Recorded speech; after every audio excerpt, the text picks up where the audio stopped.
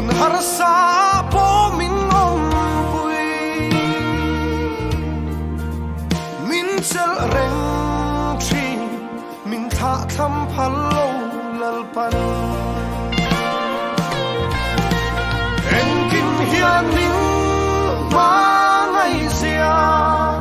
min sil lom thi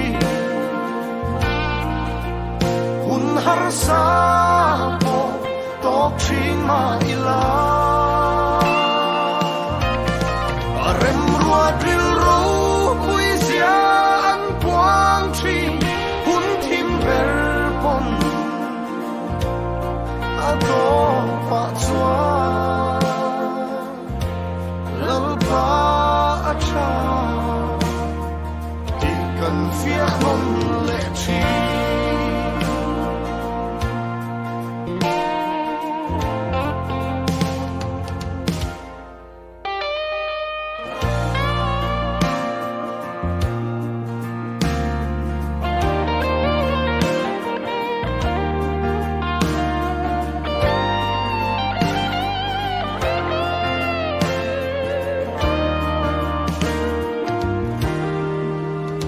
din hun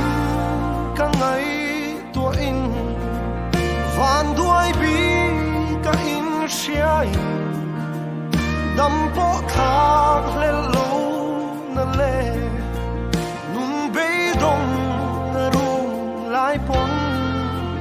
mangai tu lal pa ero kalaka be dong ai lo tha tham lo ama ngai hi min kal san lo en kim hia min ba ngai zia min sil nom chi hun har sa po tok chi ma ila arem rua dril ro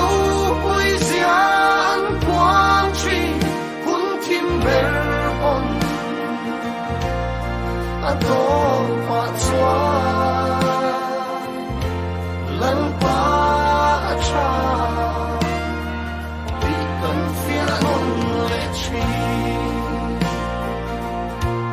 lal pa acha ti kan fia non